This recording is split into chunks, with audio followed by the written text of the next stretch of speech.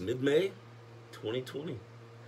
A lot of us gigging musicians are sitting at home watching YouTube, which is a good thing. That's why I'm doing this channel. After a long career of playing live and doing all things associated with being a musician, I thought that I might have some things to share with either if you're a young buck, or maybe you need some advice on your band or what to do next. So I thought I'd make little 5-minute videos. I might have something that interests you, or maybe we could talk about some gear. I love really good gear, which is fun. But I thought I'd start this first episode out, Diaries of an Out of Working Musician. I thought I would talk about how to not be a jerk. And why do I say that? That's probably a jerk.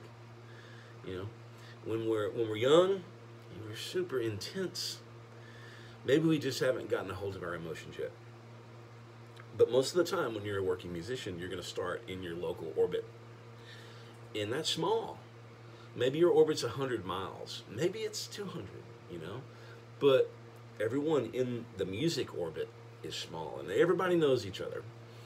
So I guess the reason I'm bringing this up is because I want you to have every door open for you. I don't want you to miss a single opportunity that comes your way because maybe you just didn't have your emotions in check. You know, it's good to know your personality. You know, some of us are passive aggressive in nature. That's not good. You know, you say things off the cuff. You know, people are like, "What'd you say?" And you say, "What are you talking about?" And then 3 months later, you're in a fist fight. That's not good on the gig, you know. Or maybe you're just too intense. I'm an intense guy. I've always been intense. It's my, I just want to be excellent at things that I do and create. I've always been a band leader, a ringleader, had the idea, you know, or had the money to fund some idea, you know.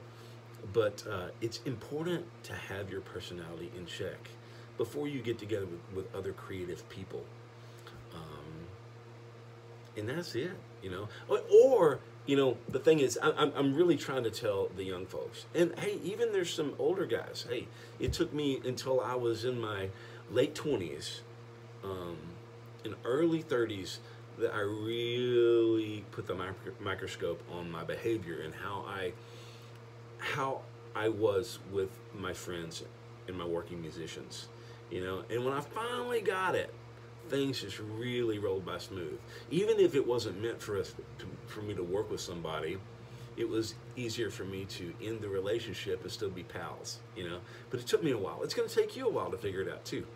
But hey, you know, there's always the guy that you look up to in your environment that's, oh, he's unbelievable, but you can only stand him for the length of the gig or the session, or until your antidepressant medication wears off. Those guys, yeah, you don't be that guy, you know, because the last thing that somebody is going to remember about you is if you're a jackass. Yeah. So, anyhow, if you have any questions, or if you're a jackass, or if you have a jackass in your band, hit me up below in the comments, you know. Or if you're a troll, you can troll me. I can handle it. Please like and please subscribe. Like I say, I've had a long career of playing live. I'm a singer, I'm a songwriter, I'm a guitarist. You know, I've done everything from booking, you know, gigs and putting together bands. That's hard. Putting together a band is hard because band members can come and go, right?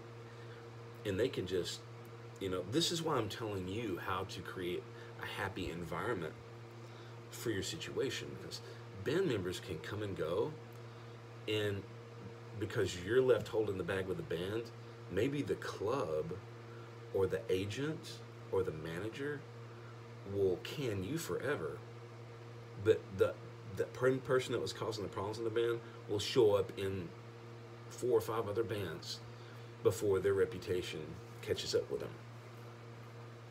So Yeah, don't be a jackass. I love gear. So if you have questions, I'll do some other videos on equipment.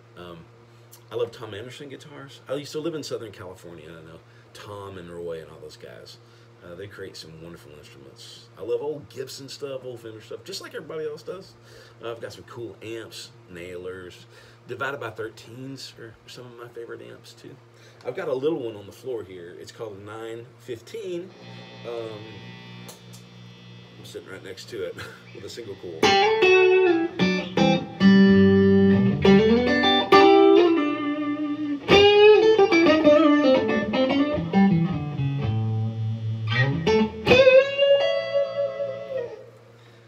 Hope to talk to you soon.